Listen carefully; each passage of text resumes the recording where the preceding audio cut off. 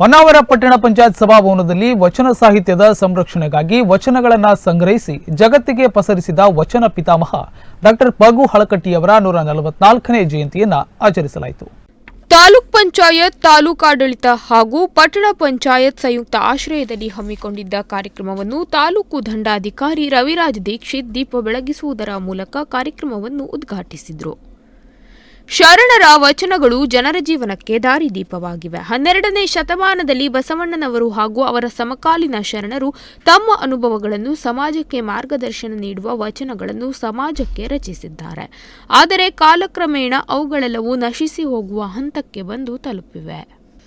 ಜನಮಾನಸದಲ್ಲಿ ಮರೆಯಾಗಿದ್ದ ಸುಮಾರು 200ಕ್ಕೂ ಹೆಚ್ಚು ಶರಣರು ಸಾವಿರಾರು ವಚನಗಳನ್ನು ನಾನಾ ಕಡೆಗೆ ಸಂಚರಿಸಿ ಕಷ್ಟಪಟ್ಟು ಇಂದಿನ ಜನರಿಗೆ ಮಾರ್ಗದರ್ಶನವಾಗುವ ನಿಟ್ಟಿನಲ್ಲಿ ಅವುಗಳನ್ನು ಸಂಗ್ರಹಿಸುವಲ್ಲಿ ಡಾಕ್ಟರ್ ಪಗು ಹಳಕಟ್ಟಿಯವರು ಶ್ರಮವಹಿಸಿದ್ದಾರೆ. ಇದನ್ನು ಪ್ರಚಾರ ಮಾಡುವುದಕ್ಕಾಗಿ ಶಿವಾನುಭವ ಎನ್ನುವ ಪತ್ರಿಕೆಯನ್ನು ಹೊರತಂದು ವಚನಾಮೃತವನ್ನು ಉಣಬಡಿಸಿದ್ದಾರೆ.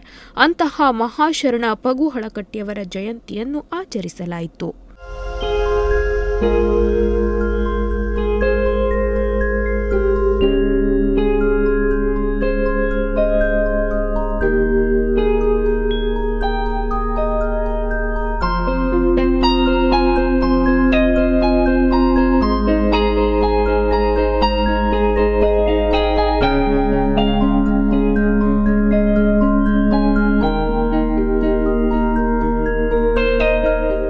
ಈ ವೇಳೆ ತಾಲೂಕ್ ಪಂಚಾಯತ್, ತಾಲೂಕಾಡಳಿತ, ಪಟ್ಟಣ ಪಂಚಾಯತ್ ಸಿಬ್ಬಂದಿಗಳು ಹಾಗೂ ವಿವಿಧ ಇಲಾಖೆ ಅಧಿಕಾರಿಗಳು, ವಿದ್ಯಾರ್ಥಿಗಳು ಹಾಗೂ ಇತರರು ಉಪಸ್ಥಿತರಿದ್ದರು.